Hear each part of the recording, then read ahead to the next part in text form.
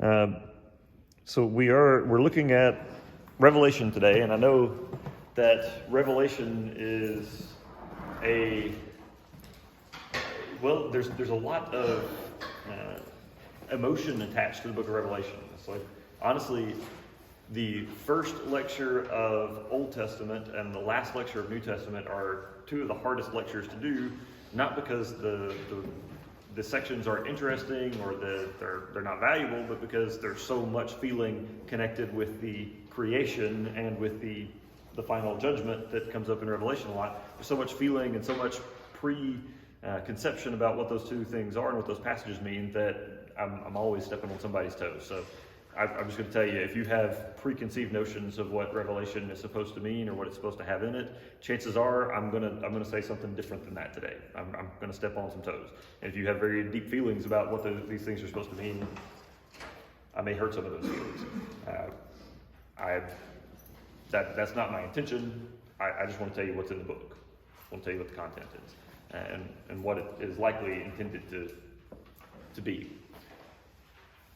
With that caveat out of the way, one of the kind of key things, if you get nothing else out of this, if you remember nothing else about the book of Revelation, one of the very simple summaries is that in the end, Christ wins.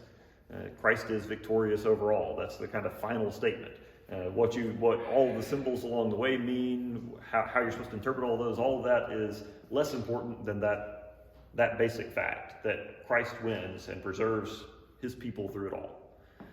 And so backing up from that though, that one kind of core final conclusion, the book of Revelation has been often misunderstood. Even its name is usually mispronounced. I hear people say the book of Revelations like, I don't know, 100 times a year.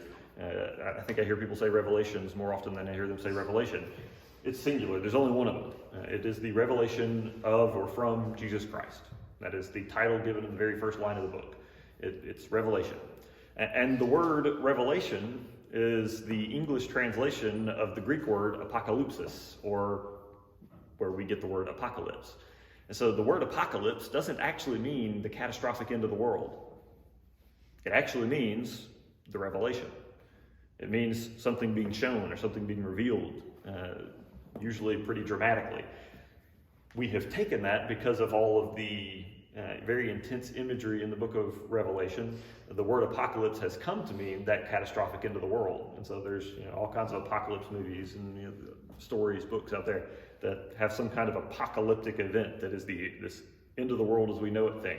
But that's not what the word apocalypse actually originally intended to get across. That was not its original meaning. It originally meant revelation, showing something, revealing something, making something known.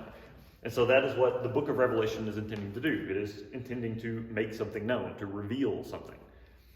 And I've kind of already told you what the big picture reveal is. In the end, Christ is victorious and he preserves his people through it. He preserves the church and all those who put their faith in him through it all. So the book is the revelation. It's the revelation of Jesus Christ, apocalypsis or apocalypse. Sometimes it's called the revelation or apocalypse of John, but that's because it's believed that John is the author. And it's believed that John is the author because in the next line, John is identified as the author. The author identifies himself as John. And the audience is a group of 7 named cities, churches in 7 cities in the area that was known then as Asia Minor. And it is basically the same as modern-day Turkey. The borders of modern-day Turkey are really close to the borders of what was Asia Minor in the Roman Empire. And so it's addressed to this group of churches in this particular area, and the author identifies himself simply as John. Well, that could be any John, right? And John was not an incredibly uncommon name in the first century. There were lots of Jewish men that had the name John. But there aren't that many. In fact, there is really only one John in the first century who had that Jewish name John, who would have been well known enough to all of this group of churches across this area, all of Asia Minor, that he could just introduce himself as John without any further clarification and be known and identified by them immediately known by this one name alone, and have authority enough that the churches would want to listen to what he had to say. And so with that kind of clarification, when you know that the churches had to receive the letters, or had to receive this book, and know who John was, and accept his authority, accept his presence, accept him as somebody important enough to listen to, there's only one of those. There's only one of those Johns. There's only one of those guys that could just capture their attention, and they would recognize his authority. And that was John the disciple that Jesus loved, the one that traveled with him for years, the brother, the son of Zebedee, and brother of Andrew, and that group, that guy. And so we have John the disciple as the author. Again, the audience is the group of 7 churches in Asia Minor. But there's one of the things we're going to talk about in just a second is that the book of Revelation as a whole is full of all of these symbolic visions. It's symbolic imagery all the way through. And one of those very significant symbols that's going to come up over and over and over again is the number 7. And the number 7 is used repeatedly, not only in Revelation, but throughout the Old Testament, as a symbolic expression of completion or perfection. It is the whole thing. And the reason for that is, of course, that God created the world in 6 days, and in the 7th day the work was complete, and so God rested. And so the number 7, connecting back to creation, the 7th day, came to have this kind of symbolic weight or symbolic meaning of completion. And so in saying these 7 churches in Asia Minor, in addressing these 7 churches this way, it's not intended just to be for these 7 churches. That 7 churches symbolically is for the whole church, the complete church. And so it's not just for this particular group in this particular place, but for all of the church, and not only for this particular time, but for all of time. And so the audience specifically is these 7 churches in Asia Minor, but symbolically is the whole church throughout all the time, everybody that is part of the church. And I'm assuming by now y'all have heard the term church used in the Catholic sense or the universal sense, not just, I'm pastor of Davidson Chapel, Cumberland Presbyterian Church. There's about 40 to 50 of us. That is not the church, which has millions upon millions, maybe at this point billions in the church. In fact, I'm pretty sure there's billions that are technically or part of the church now. But anyway, we're not talking about a church, we're talking about the church. And so this is for all of the church. The date of composition is probably in the 90s AD, specifically 95 to 96 most likely. There's a lot of evidence in the book that it was written after the fall of Rome, which was AD 70, or not after the fall of Rome, after the fall of Jerusalem, the destruction of Jerusalem by Rome in AD 70. And there's a much more specific reference, a 2nd century author, 2nd century church leader that had a personal connection back to John, said specifically that the book of Revelation, the Apocalypse, was written at the very end of a particular Roman emperor's reign, of Domitian's reign, and that would have been 95 to 96, somewhere in there. And so that's best guess. Most scholars kind of agree on that date range. Some would back up as far as 80 to 85, but most agree that it's after the fall of Rome, sometime during the reign of Domitian, and that ancient witness saying 95 to 96, or the very end of the reign, makes that a really good guess. So that's kind of your basic biographical information for the book. Gives you kind of your basic context. And then the content of the book is, as I said, it's strange images. We're going to have things like dragons waiting at the feet of a woman to catch a baby being born and eat it, and then the baby escaping. And we're going to have things like these 4 horsemen that represent war and strife and pestilence and disease and death and hell and those kinds of things. And beasts coming up out of the sea and beasts coming up out of the earth and creatures with 10 horns and other creatures with eyes all over them. And it's really weird pictures, really weird images all the way through. But all of these really weird images are symbols. They all have symbolic connections and symbolic meanings. And most of those symbolic meanings, they are symbolic on their own. If you can understand the symbol, you can understand something about them. But then most of those strange images are not just symbolic on their own. They're drawn from symbolic images of the Old Testament. Specifically places like Daniel, Ezekiel, Isaiah, and so on. Even one drawn from Exodus that I'm remembering off the top of my head. It's all of these different places in the Old Testament are being connected to and drawn up and pulled into Revelation. And so a lot of this symbolic imagery in Revelation is connecting back to and wants you to think about the Old Testament and the texts in the Old Testament where those images are coming from. John wants you to go back and think about that Old Testament passage. And if you don't know it, go back and look it up and read it and see what's going on there and then pull it back forward. One of the major things that we see in Revelation, and one of the things that Revelation seems to be doing overall, is showing how all of those Old Testament promises, all of those Old Testament images are fulfilled in and through Jesus. Now, this is kind of you kind of got to get this idea to understand why a book like Revelation would be necessary. What were people expecting? What were a lot of the Jewish people of the first century expecting from the Messiah? What did they want the Messiah to be? I'm sure y'all have covered this.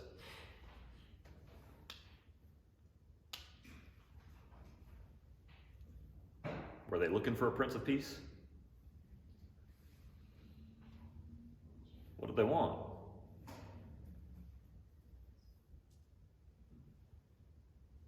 Y'all are that class, aren't you? All right.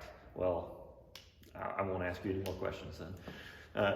They wanted a warrior king. They wanted somebody that would come and lead them to kick the rotten Romans out and give them their country back, and then usher in this messianic reign, this great kingdom that was promised in the Old Testament. They wanted somebody to come in and be their butt kicker, kick out the Romans, establish them on their own, and then have this golden age of prosperity that the Old Testament seemed to be promising.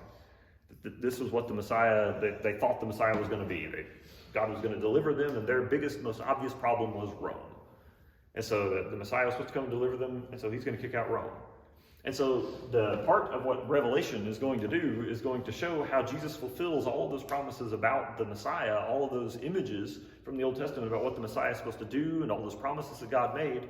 It's going to show how Jesus fulfilled them even though he didn't kick out Rome, even though he didn't come as the great conquering hero, the warrior king, even though he was crucified, died, and rose again. That was definitely not the script that a common Jewish person, a Jewish person from the first century was going to expect, for the Messiah to come and die and then rise again. That was not the way that this was supposed to work. And so that was still kind of confusing. And here we are, 95, 96 AD, we're 60 years or so, more than 60 years after the death and resurrection of Jesus. The church has been multiple generations now of new believers and converts, but there's still these kind of questions. Why haven't these images from the Old Testament turned out the way that we thought that they would? Is Jesus going to come back and kick out the Romans and do this? And so how are all of these expectations for what the Messiah is supposed to be going to be fulfilled through Jesus now that we see that Jesus was not this conquering warrior that everybody thought the Messiah was supposed to be? And so a lot of the images of Revelation are going to turn on and show how Jesus fulfills these things, even though he does it in these very unexpected ways. So that's a lot of the purpose of Revelation, is to show how all of these Old Testament prophecies, all these Old Testament images are fulfilled in these really unexpected ways by Jesus. Another thing that you need to pay attention to and that you need to be aware of is that these symbolic visions are often non-linear, meaning that they don't go in a kind of chronological order. So during the second vision that we'll get to in a minute, there are three sets of 7 judgments. And so we have the 7 seals on a scroll that are going to be broken. And each time a seal on the scroll is broken, some judgment will come out. Something will happen that will show God's judgment on the earth or on people or on creation. God's judgment will come out each time one of these seals are broken. And then when the 7th seal, the last seal on the scroll, is broken, there's that number 7 again. Once the last seal on the scroll is broken, 7 trumpets are handed out to 7 angels, these instruments that were played in the temple in Jerusalem as part of the normal worship in Jerusalem. These 7 trumpets are handed out, and then each one of the trumpets is blown, and there is a judgment, some kind of catastrophic event, something that happens as a result of the trumpet being blown. And then after the last trumpet is blown, there's a couple of intermission stories or kind of breakaway stories in there that are important and are kind of central to the book, but still they're not part of the series of sevens. Then after the last trumpet is blown and those other stories happen, there is a final set of seven, these 7 bowls full of the juice or the fruit of the vine from the winepress of God's wrath. And then those bowls are poured out on the earth, and all these various things happen, all these judgments happen. But the thing is, if you look at those sets of 7, you have the 7 seals, the 7 horns, the trumpets, and then the 7 bowls. If you start looking at the things that happen, there's some really crazy similarities between the things that happen. And if you take them to be in chronological order, like the 7 seals happen in order, 1 through 7, and then after the last of the seals, we start the trumpets, and we have the trumpets 1 through 7 in order, and then after the trumpets, we have the 7 bowls in order. There's going to be, the destruction will be so total that you'll have to have killed off the earth population about 3 times before, you get to the end. And there's so much overlap in the images that it starts to be pretty clear that these things aren't happening one after the other. It's 3 different pictures of what's happening one time. It's 3 different images or 3 different sets of symbols for the judgment of God, God's judgment on the earth. And before we get into God's judgment, one thing that I want you to notice as we go through is that all this stuff about God's judgment is always celebrated in Revelation. It's not like scary, it's not terrible, it's not terrible news. It's God is coming in and doing what he promised he would do. He's setting things right. He's judging evil and corruption, all of the sin and terrible stuff of the world. He's judging all those things, and it's a reason to rejoice for the righteous, for those that are his. And so it's all this judgment, but it's not linear. There's a lot of what's called recapitulation. We're going to see this story or see these images played out, and then we're going to go back and see the same story played out again in a different set of images. Because one set of images or one set of symbols isn't really enough to express or to contain what's going on by itself. And so you'll come back and get these images over and over again. Now, one thing I want to say pretty clearly, and this may be where I step on toes, is there's something that Revelation is not. It's not a predictive manual. It's not intended to predict the future. It's saying what's going to happen, but it's doing it all of these symbolic imagery so that it's almost impossible to really say whether a particular image is fulfilled by a particular event or not. So there have been people that were absolutely convinced, totally fully convinced that the things that were talked about in Revelation, all those images, were fulfilled by things that happened in the Roman Empire before Rome fell, or that happened in the days immediately after Jerusalem fell. And they could make all these great connections and show how all of these things that happened connected to these images. But obviously that's not what actually happened. That was not the precursor to the end of the world, because we're still here. There are people that had exactly and just as much conviction, were fully and totally convicted that Revelation was being fulfilled. All these images were being fulfilled when the Catholic Church, or when the Protestants split from the Catholic Church. There was a lot of corruption, and there was this division and split between the church, with Martin Luther taking out and starting the Protestant Reformation. And there were people that thought that was fulfilled. This was it. All of this is being fulfilled right now. And again, obviously, it was not all about that, because we're still here. And there have been people that were thoroughly, fully, completely convinced that it was being fulfilled around World War I or World War II, or during the Cold War and the crisis with communism in Russia and so on. And there are people that are fully convinced that it's all being fulfilled right now. And they're all equally convicted. They're all equally, they see the images being fulfilled. But the reality is that it's not being given as a manual to predict when the end will come. Jesus was very clear when he talked about the end coming that no one could do that. No one can predict when the end will come, not even him. He said, not even the Son knows the day or the hour. This is not given as a predictive manual, and the reason that we can often find connections to the things that are happening in Revelation around us, and that they could find things happening around them during the time of the decline of Rome, the fall of Rome, during the Protestant Reformation, during World War I and World War II, during the Cold War, and during today. The reason we can find connections to these images is because the book of Revelation was not given to one people in one time. Again, it's written specifically to the churches of Asia Minor, but really it's for all of the church. And so the church will frequently be able to find themselves in a situation that connects to Revelation, because Revelation is for them.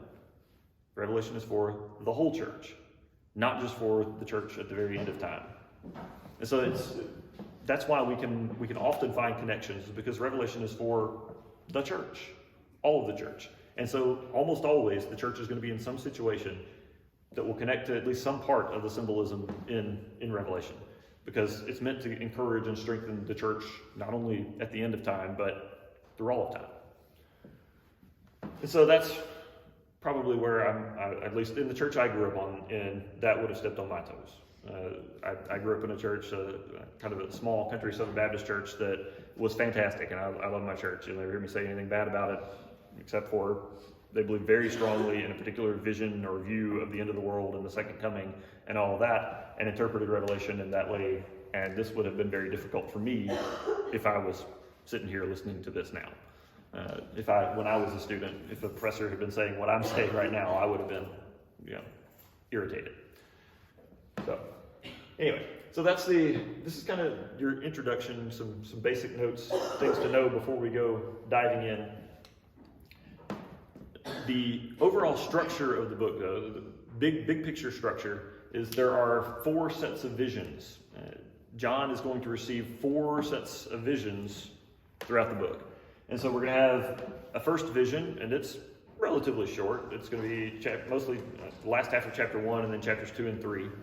And then we're going to have the second vision, which is much longer. It's like chapters 4 through 17, I believe.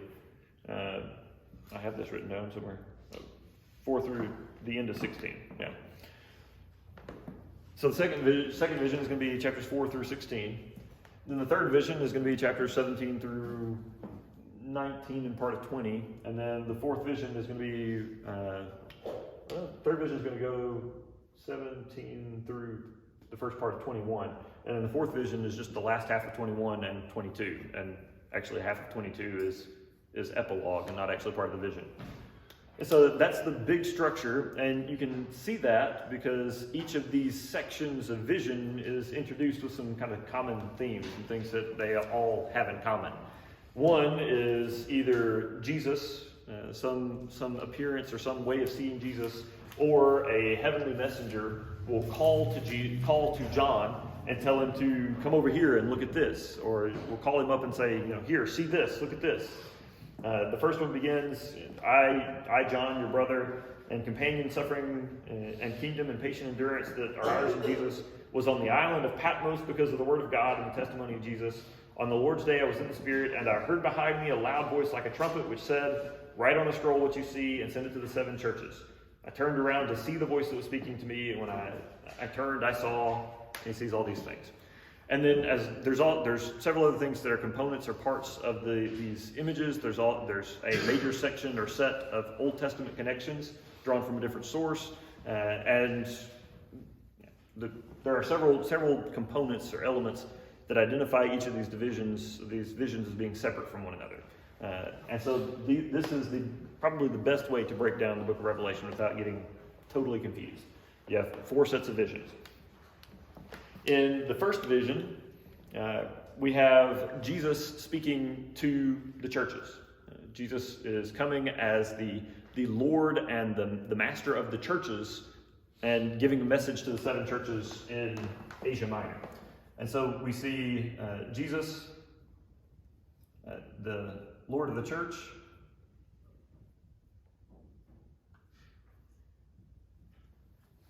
and we're going to see a lot of images drawn from Daniel, book of Daniel, chapter 7.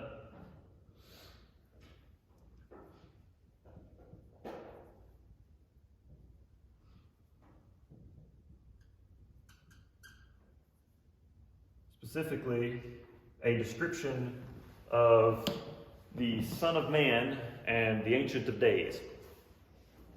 And this is kind of a jarring combination, because the Son of Man in this Daniel passage, the Son of Man is the Messiah figure. This is Daniel seeing a vision of this future Messiah, and he is coming into God's throne room. He's coming before God, who is the Ancient of Days, to receive his throne and his kingdom and his power. God is going to give him this authority and this kingdom, and he's there to receive it. The Messiah has come to receive this kingdom, the authority from God. But in Revelation, when Jesus is presented, when Jesus shows up, he has elements of both the Son of Man, the description of the Son of Man from Daniel, and the description of the Ancient of Days. I'm going to read this part of this section from Daniel. When I find it. Daniel 7.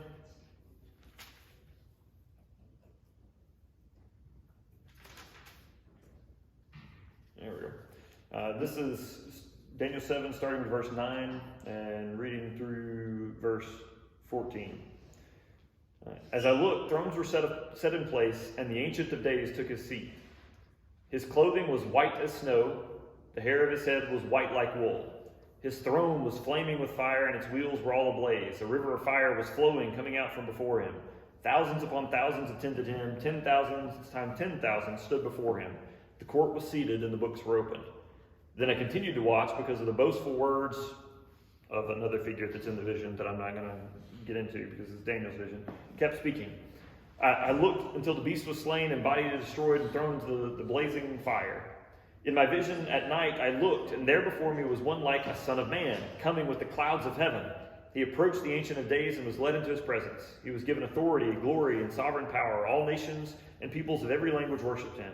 His dominion is an everlasting dominion that will not pass away, and his kingdom is one that will never end, never be destroyed. And so we have elements of that, the white clothing and the white hair, the image of fire flowing from the throne and all around the Ancient of Days seated on the throne. And then we have the Son of Man, who approaches the Ancient of Days, is led into his presence, and has authority and power.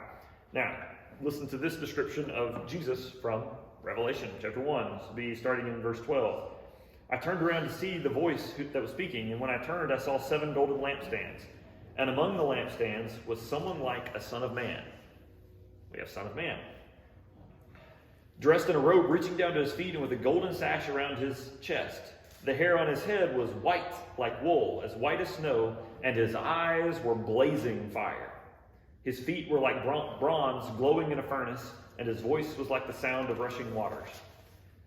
So we have this combined image. This Jesus is being described in Revelation. The way that he shows himself to John is drawn from the images in Daniel, but he's combining both God and the Messiah figure, the Ancient of Days and the Son of Man. This is a kind of a jarring combination if you don't understand, Christian understanding of who Jesus is, that he is both God and human. This would be a jarring combination because in Jewish mindset, God cannot be mortal. No human being could possibly be God. So this is a pretty jarring combination of these two images. And so Jesus is being described, and did you pick up the picture of the 7 lampstands? There are these seven lamps, or 7 candles, candelabra, if you look at another translation. These 7 light sources. And we're told a little bit later in this passage that those 7 candlestands, or lampstands, represent the 7 churches. The 7 churches in Asia Minor that this letter is going to, which are symbolically all of the church.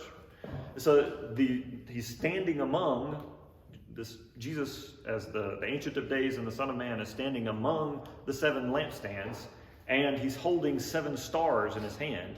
And then we're told a little later that those 7 stars represent the angels or the messengers. Think in terms of the pastors or the leaders of the 7 churches. So the 7 stars are the angels of the 7 churches. And so we have Jesus standing in the authority and power and glory of God, standing among the 7 churches and holding the leaders of the 7 churches in his hand. What does that image do for you if you are a member of one of those 7 churches? If you are a follower of Jesus in one of those 7 cities and you're part of those churches? To see the one that you have put your trust in, the vision of the one that you put your trust in, that you've called the Messiah and you've been worshiping, to see him standing in the full power and glory of God, standing among your churches. He is present there among you, symbolically, and holding the leaders of your church in his hand as though he's guiding them and protecting them himself. I mean, that's got to make you feel more confident about what's coming, right? Whatever's about to happen, that image gives you peace. That image gives you confidence to step up and do whatever you need to do. That's what a lot of the imagery in Revelation is going to do, by the way. Then Jesus tells John to take and write down what Jesus is about to tell him, because he has a message for each of the 7 churches. And so what follows, that's the picture of Jesus in the last half of chapter 1. That's what we've just been talking about. And what happens in chapters 2 and 3 is a letter. Jesus composes a short letter through John to each of these 7 churches. And each of these 7 letters describes a church in a certain situation. Jesus sees them. I see that you are so-and-so, whatever your situation is. I see you, church. So this church, I see you. I see where you are. I see what you're struggling with. And all of the letters, except for one, have some kind of a commendation where Jesus sees that something is going well, they're doing something well, and so he commends them for the good work that they're doing. But then also, all but one of them have something that they're doing wrong, something that they're falling short in, that Jesus tells them, you need to fix this, you need to work on this. And so there's all of these letters have these things in common. I see you. You're doing well here, you're doing poorly here, here's how to fix it. And they all involve some kind of description of Jesus drawn from the image in the first chapter, and a promise of some kind of a reward that's drawn from the last chapters, from the final vision of the New Jerusalem and everything set right, the final end of all things. And so it's drawing from these images from both ends of the book of Revelation and giving encouragement and instruction to these churches in their various situations, whatever they may be. And so the first of the churches that's mentioned is Ephesus. And the letter there basically describes the church at Ephesus as being really strong in their faith. They believe and they're sticking to their guns. They're sticking to what they believe. But they have lost their first love. They've stepped away from love. And they're not loving well. They're being very faithful, but they aren't loving. And then the second church is the church in Smyrna. Being described as a church that's faithful even to the point of death. And then there's the church at Pergamum, which is holding firm, but is starting to compromise and to marry itself or to join itself to non-Christian ways of thinking, non-Jesus-like ways of doing things. And then there's the church at Thyatira that's full of good works, very, very good works, but is tolerating false belief and false doctrine, false faith among them. So they're doing good things, but they're slowly ceasing to be Jesus' people, to follow Jesus. They're becoming a people that just do good works. And so then there's Sardis, which is a church that is really in really bad shape, and Jesus describes as basically being at the point of spiritual death, and they need to straighten up quickly. And then the church at Philadelphia, not Philadelphia, Pennsylvania, Philadelphia, Asia Minor, which is described is the only church that has no instructions for them. They're not told to do anything. They're not told that they're doing anything wrong. They're just given praise because they are keeping faithful to the word even in the midst of their persecution. And then there's the church at Laodicea, which receives no praise at all and is told basically that they have become cold, that they have become lukewarm. They're neither hot nor cold towards Jesus. They have no passion or no zeal, but they haven't been honest about themselves and abandoned him either. They're neither hot nor cold, and the description is that Jesus is so sickened by that he's about to puke them up. Spit you out of my mouth is the nice King James translation, but the word literally means vomit.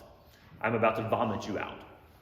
And so pretty stark images there. But the thing about the messages to all of these 7 churches is, once again, these churches, the 7 is symbolic of the whole church.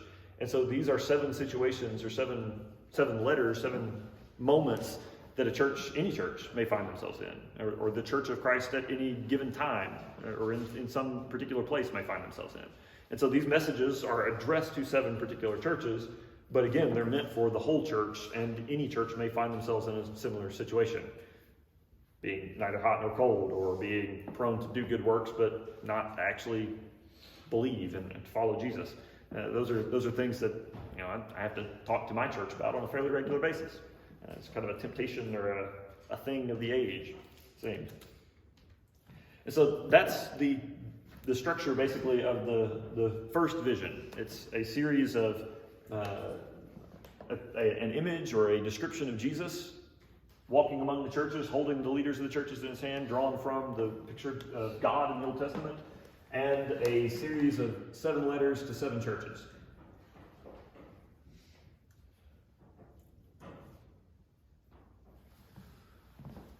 And I'm going to have to speed up because I've got 10 minutes to finish the book, and we're in chapter 4 of 22. This is how lectures usually go for me, actually. So the summary of the second vision. The second vision is going to show the throne room of God and the Lamb of God on the throne.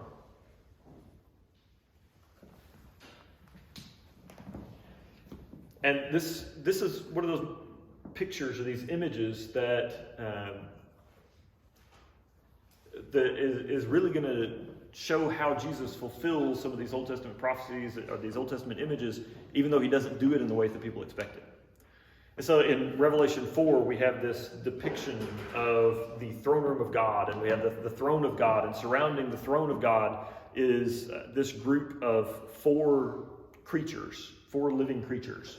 And the description of those 4 living creatures, if you go back to Ezekiel chapter 1, you'll find a very similar description of some creatures that carry the throne of God out of the temple in Jerusalem and carry it away from Jerusalem as a result of the sin of the people and just before the city of Jerusalem falls. Revelation would be a whole lot easier to teach if you had all had Old Testament, but that's not the way that most of this goes, right? Most of you had not had Old Testament already. But all of this, the imagery of God's throne room is taken largely from Ezekiel, but this is the heavenly throne room. There's no wheels to take the throne anywhere. There's no need for these living creatures to pick up the throne and go somewhere else. This is the throne of God in heaven. And so the living creatures are gathered around the throne and are part of the crowd that is worshiping and praising God. And then also there with the 4 living creatures is this group of 24 elders. And that's all we're told, 24 elders. No great description of who they are or anything, just 24 elders. And it's thought maybe that this is symbolic of the 12 tribes of Israel and the 12 disciples.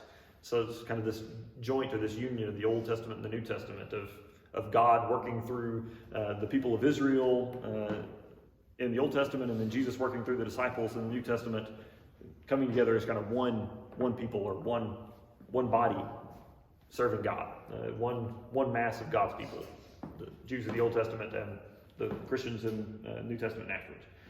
So you have these 24 elders, and they're gathering around and they fall down and they worship God. And there's this description of the throne as being like surrounded by light and by a rainbow, and there's a platform beneath it that is paved in lapis lazuli, which is this brilliant blue semi-precious stone. And there's just all of this grandeur and beauty, and it's amazing. And then the angels and the living creatures and the elders all fall down and start worshiping God. And a lot of the imagery from the description of the throne room again comes from Ezekiel chapter 1, but then there's also some imagery from Isaiah chapter 6, and the lapis lazuli foundation of the throne can even be traced back or connected to an image in Exodus. And so there's all of these connections to these Old Testament passages, but then you roll over, that's all in chapter 4, and then you roll over into chapter 5, and the one seated on the throne, God seated on the throne, holds a scroll and says, "Who can open this scroll? Who is worthy to open the scroll?" And no one is found who is worthy to open the scroll. And so John actually starts breaking down and weeping because there's no one who can open this scroll to see what God intends, to finish out God's intentions for the world. There's no one who can do this. But then all of a sudden a voice speaks up and says, "Look, it is the Lion of the tribe of Judah. He is worthy to open the scrolls," or to open the seals on the scroll. And then John, so the Lion of the tribe of Judah, which is this image of the great warrior king, the descendant from Judah, the descendant of David, the great warrior king. And then John turns, and he looks at the throne, looks at where the voice told him to look, and instead of seeing the great conquering king, he sees a lamb that looks as though it's already been killed. A lamb looking as though it had been slain. So he sees this lamb that looks like it's already been sacrificed, but the lamb is seated in the middle of the throne, in the place of authority and power. He's seated, the lamb that looks like it's been killed, is seated in the middle of God's throne. That is not the image that John was turning around to expect. Lion of the tribe of Judah, the great conquering king. Well, it's a lamb that has already been killed, but is in the place of authority and power. And the lamb is worthy to take and open the scrolls. And so the lamb begins to break open the seals on the scrolls. Of course, the whole court of heaven, everybody that's around in heaven, all these images, all these creatures, and all, they fall down and start worshiping. And worshiping this lamb on the throne because he is worthy. And then the lamb starts to crack open the scrolls, and we see the first group of 7 judgments. The 7 seals on the scroll. And so he takes the lamb takes the scroll, starts to break open the seals, and the first 4 seals, as they're broken, reveal these horsemen. If you've ever heard the term, the 4 horsemen of the apocalypse, well, now you know it's the first 4 seals from the first group of 7 in Revelation. And so it's the first 4 seals are broken, and these 4 horsemen come out, and they're each rider is described differently, and they're riding a different colored horse. One is described as having a bow, and he's going out to make war. And so war is the first of the 7 seals, and then there is all this strife and discord among nations. So this other rider is going out to cause all this strife and discord. And so that's the second seal. And then the third seal is famine. That he's gone to strike the harvest of the earth with a sickle in his hand and to cause the prices for food to skyrocket so that people can't eat. Famine. And then the last one is the black rider on a pale, or the rider on a pale horse who is called Death and Hades. Hades is often translated as hell. And so death and hell. And then after this, John sees when the 5th scroll or the 5th seal is broken, he sees the throne room of God and all of the souls of those that have been killed for the gospel, all the martyrs, those who have died for the faith, underneath the throne. They're in God's presence, and they're crying out for justice. God, what are you going to do about us being slaughtered, about us being killed because of our testimony? What are you going to do about us being killed when we were innocent? And God answers, and the 6th seal is broken, and it is the day of the Lord, the final judgment, the end of all things. He comes and he sets all things right. The day of the Lord comes. And so the 7th seal is, or the 6th seal, is the end.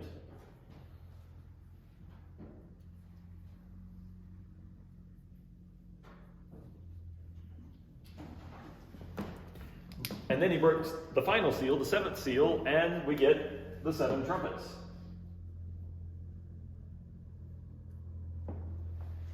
And the first 4 trumpets, when they're blown, there's actually a kind of an interlude here, a story that comes in between. But when the trumpets start being blown, the first 4 are actually judgments on the natural world, things that happen to the natural world.